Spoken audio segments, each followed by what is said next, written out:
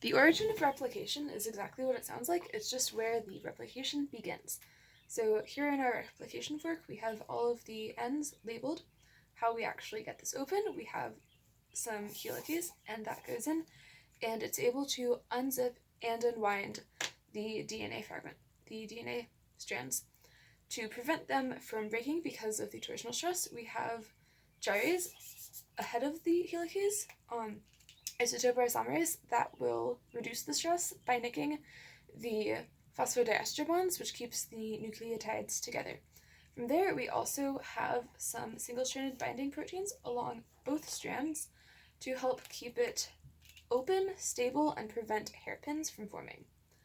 Now that we have everything opened, we are going to have some RNA polymerase come in on both ends.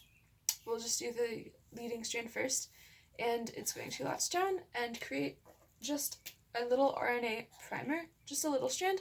This is because DNA polymerase 3, which comes in, is unable to randomly bind to DNA. It needs some place to start.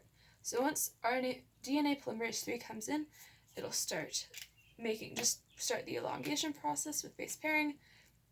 The DNA always has to be made in the 5' to 3' direction of what's being made, not what's already there. So this is the 5' end, and we're always adding to the 3' end.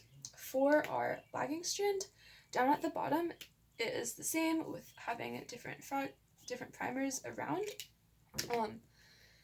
The difference is the direction, so it gets a little more complicated.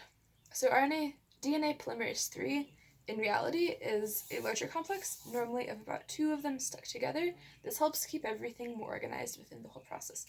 So it'll reach down there, and it will still attach to the RNA primer, and it will go in there and create new DNA in fragments. These fragments are specifically called Okazaki strands.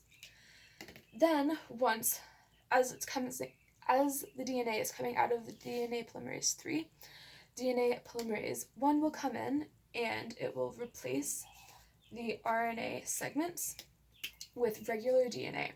But there are still going to be gaps between the replaced DNA and all of the new DNA. So ligase will come in after, and it will glue together and fill in all of the rest of the gaps. So by the end, you have 2 continuous strands of DNA.